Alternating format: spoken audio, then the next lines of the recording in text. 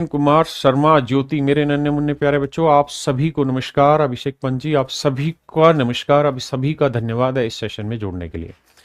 आइए मेरे प्यारे बच्चों, आगे बढ़ते हैं और आज एचसीएफ को और आगे डिटेल में सीधा पढ़ाई पर फोकस करते हैं। आइए सीधा सवाल पे अब आते हैं बाबू टाइप 5 पे। टाइप 5 में क्या है, अनुपात दे रखा होगा। पहले मुझे एक बात बताइए, टाइप 5 समझने से पहले मैं आपसे एक बात जानना चाह रहा हूं। दो संख्याएं, एक संख्या 24 और एक संख्या 60।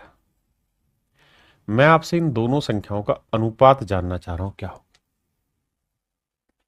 What is the ratio of 24:60? 24 और 60 का अनुपात क्या होगा मेरे बच्चे?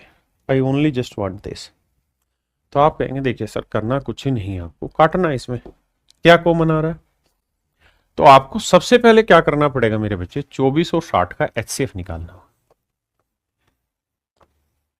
24 और 60 का सर आप एचसीएफ ढूंढेंगे। 24 और 60 का एचसीएफ क्या है सर? 12। हाँ जी, तो जो एचसीएफ है वो इसमें से हटाएंगे, तो 12 दूनी 24, 12 पंजे 60। आपने कहा सर सही बात है। यानी दो संख्याओं का अगर हम अनुपात निकालना चाहते हैं तो सबसे पहले हमें क्या करना पड़ेगा, उनका रेशियो फाइंड आउट करना। First of all we have to find out the ratio of two numbers. Is this okay? Yes sir, it's very good and absolutely correct. अब अगर इनका रेशियो 2:5 आ गया मेरे बच्चे, अब मैं कहानी पलट रहा हूं। मैं आपको कह रहा हूं जी, दो संख्याओं का अनुपात दे रखा है, तो एक बात हमेशा ध्यान रखना कि अनुपात जो होगा, जो रेशियो दिया होता है, पहली चीज तो वो लोवेस्ट टर्म होती है, यानी इससे नीचे से काटा नहीं जा सकता। ध्यान रखना, ये लोवेस्ट टर्म है, सबसे बड़ी बात। दूसरी चीज, nothing is common in it, nothing is common. Ratio जो होता है उसका मतलब होता है कि उसके अंदर कुछ कॉमन ना हो। इन दोनों में कुछ कॉमन नहीं होगा एक के अलावा। मतलब एक तो ये लोवेस्ट टर्म होगी, दूसरा इसके अंदर कुछ कॉमन नहीं होगा, तो ही वो रेशियो है, नहीं तो नहीं। अब मैं कहानी पलट के दे रहा हूं। मैं कह रहा हूं बाबू, दो संख्याओं का एचसीएफ है 12 और उन संख्याओं का अनुपात 2:5 है। फाइंड नंबर, संख्याएं बताइए मुझे, वो संख्याएं बताइए।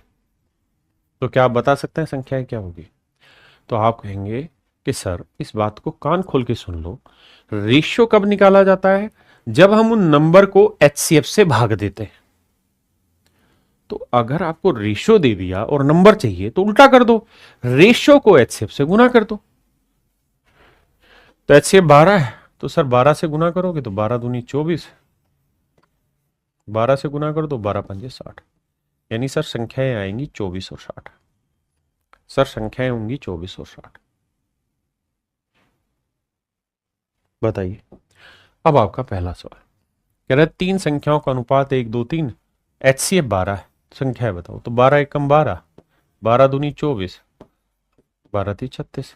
यानी एचसीएफ को डायरेक्ट रेशियो से मल्टीप्लाई कर दोगे, you will get what ever you want, मतलब नंबर पता चल जाएगा।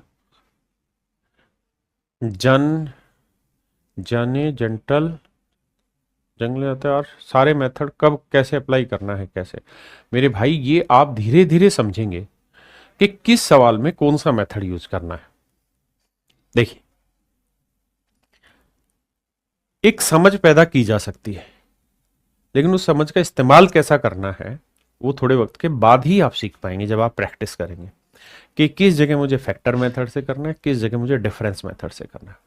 I will explain it very, very, very slowly, but you have to adopt it, make a lot of practice, and after that you are able to understand which method is used in which question. Okay? पहले सवाल में आपको ये बात पल्ले नहीं पड़ेगी। कहता है दो संख्याओं का अनुपात 7:11, उनका एचसीएफ 28 है, तो संख्याओं के बीच का अंतर ज्ञात कर। तो भाई पहली संख्या होगी 28 गुना 7,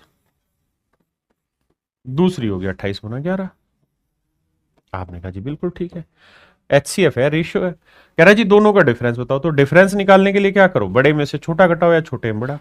तो इनका डिफरेंस निकालना तो 28 घटा देंगे ना, 28 कॉमन ले लेंगे, तो यहाँ क्या बचा 7 और -11। ध्यान देना ये डिफरेंस है, डिफरेंस का मतलब होता है मैं 3 और 5 का डिफरेंस पूछ रहा हूं तो उत्तर आएगा 2, लेकिन अगर मैं 3 -5 कर रहा हूं तो उत्तर आएगा -2। तो यहां डिफरेंस की बात हो रही है। हाँ जी, तो भैया क्योंकि डिफरेंस का जेन्युइन मतलब होता है बड़े में से छोटा घटाना। तो देखो 11 में से 7 गया 4, तो आंसर आया 28 गुना 4। तो 4 8 32, 4 दूनी 8 और 3 11, 112 मेरा आंसर हो। समझे? 26 लिख दिया गया मैंने पिछले सवाल में। अच्छा, ऑप्शन मैंने गलत दे रखे, मैं माफी चाहता हूँ, 36 होगा। This is a huge mistake by me, 36 होगा।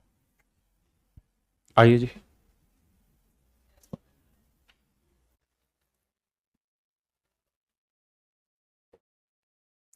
मेरे बच्चे एक बहुत ही बेहतरीन कॉन्सेप्ट सीखिएगा यहां से।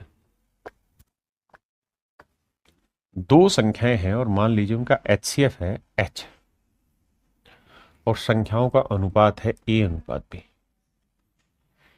क्या आप मुझे बता सकते हैं कि संख्याएं क्या होंगी? आप कहेंगे सर बच्चों वाली बात क्यों करें, गुना करो। HA होगी और HB होगी। अब मैं आपसे जानना चाह रहा हूं कि इन दोनों को जोड़ें, इन दोनों का योग निकालें। तो HA plus HB, H common आएगा, A प्लस B, और एक बार इन दोनों का डिफरेंस निकालें। तो HA minus HB, HA minus B। मेरे प्यारे बच्चों ये दो संख्याओं का अंतर है, ये दो संख्याओं का योग। बिल्कुल ठीक है। मैं अब आपसे ये जानना चाह रहा हूं मेरे बच्चे कि मुझे ये बताइए इन दोनों का HCF क्या है, यानी दो संख्याओं के अंतर और उनके योग का HCF क्या आ रहा है। मतलब इन दोनों में जो आपको साफ साफ दिखाई दे रहा है सबसे बड़ा कॉमन नंबर क्या दिखाई दे रहा है?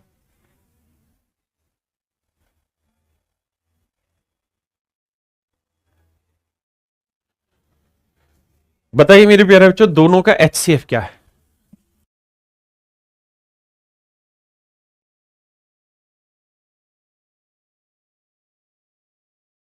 दोनों का मेरे प्यारे बच्चों HCF क्या बताइए?